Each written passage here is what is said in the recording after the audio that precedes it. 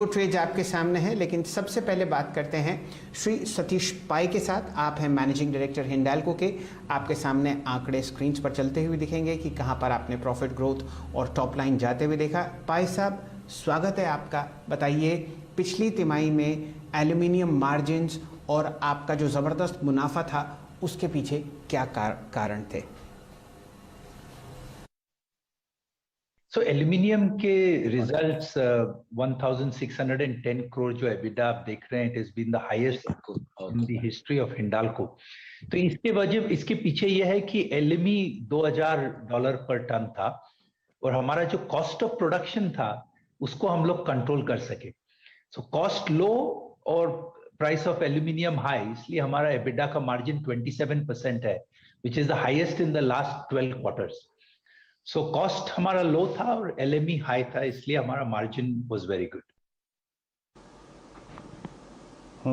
भाई साहब, एक चीज़ और, जैसे कि आपने मार्जिन्स के बारे में पिक्चर यहाँ प्रेजेंट करी, लेकिन मैं जानना चाहूँगा एग्जैक्टली अगर आप देखें कोविड वेव का इम्पैक्ट क्या था और आगे भी अगर आप देखें जो हमने ये रीसेंट सेकेंड वेव देखी है, इसका इम्पैक्ट आप कैसे देख रहे हैं? ये अभी कहना थोड़ा मुश्किल है क्योंकि अभी हम लोग मिडिल ऑफ मई में है। अप्रैल में उतना असर नहीं पड़ा था। मई में शायद, अभी मैं देख रहा हूं आज तो 20th ऑफ मई है, देखना पड़ेगा, पर लगता है कि एटलीस्ट 5-10% डिमांड में, डोमेस्टिक डिमांड पे शायद असर हो सकता है। तो हमारा जो प्लान है कि जून में हम लोग वो एक्स्ट्रा मेटल को एक्सपोर्ट करेंगे, तो हमारा मेटल सेल्स में कोई कमी नहीं होगा, पर वो डोमेस्टिक वर्सेस एक्सपोर्ट जो मिक्स है वो शायद थोड़ा ज्यादा एक्सपोर्ट की तरह जा सकता है। जी pai साहब, अक्सर बाज़ार में, कमोडिटी स्पेस में, रिसर्च रिपोर्ट्स में ये बात होती है कि मेटल्स की हम लोग एक बहुत ही बड़ी सुपर साइकिल में आते हुए दिख रहे हैं। यहाँ पर आप देखिए, कोविड की वजह से प्रोडक्शन शॉर्टफॉल्स हैं, माइंस में लोग जा नहीं पा रहे, डिमांड में किसी भी तरीके की कोई दिक्कत नहीं है और प्राइसेस रिकॉर्ड हाई पर चलते हुए दिख रहे हैं। आपके हिसाब से हम मेटल साइकिल में किस हिस्से में बैठे हुए हैं और क्या ये वाकई एक सुपर साइकिल आपके सामने खुलती हुई दिख रही है? ये तो कहना मुश्किल है, पर एटलीस्ट एक साल के लिए तो हम बात करें। इस साल में जो हम देख रहे हैं, सप्लाई एंड डिमांड काफी टाइट है और चाइनीज डिमांड काफी स्ट्रांग है। चाइना अभी एल्यूमिनियम और कॉपर के तो डेफिसिट में है, तो इसलिए मैं क्वाइट कॉन्फिडेंट हूं कि इस साल में एल्यूमिनियम और कॉपर का प्राइस काफी स्ट्रांग रहेगा।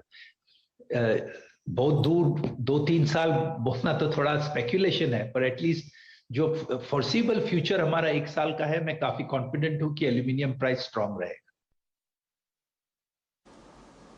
लेकिन भाई साहब, अगर मैं सिर्फ आइसोलेशन में कॉपर प्राइसेस को लेकर बात करूं, स्पेशली अगर आप देखें जो टैक्स रिजीम चेंज हुआ है चिली में, उसको देखने के बाद आपका कॉपर प्राइसेस पे सर आउटलुक क्या है यहाँ से अगले 6 महीने के लिए? कॉपर तो $10,000 पर टन चल रहा है और मुझे लगता है ये तो वैसे ही चलेगा, क्योंकि कॉपर में डिमांड स्ट्रांग है और सप्लाई भी काफी वीक है, क्योंकि जो कॉपर प्रोड्यूसिंग कंपनीज है वहां कोविड का काफी असर पड़ा है और इसलिए कॉपर कॉन्सेंट्रेट का सप्लाई भी कम है, इसलिए टीसीआरसी भी लो है। तो कॉपर मुझे लगता है कि एल्यूमिनियम से स्ट्रांग रहेगा।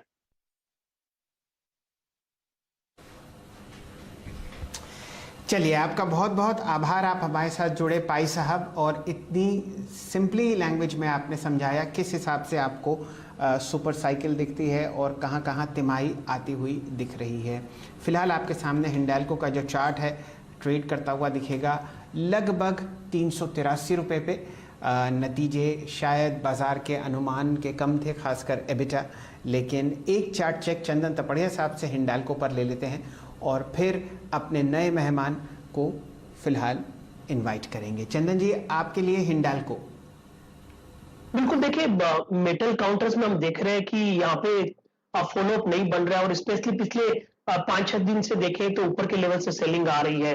बट अच्छी बात है कि ऑलरेडी प्रॉफिट बुकिंग हो चुकी है और ऊपर के लेवल से करेक्शन हो रहा है। काउंटर कहीं ना कहीं अपने आप को 365-370 के जोन पे बेस बना रहा है।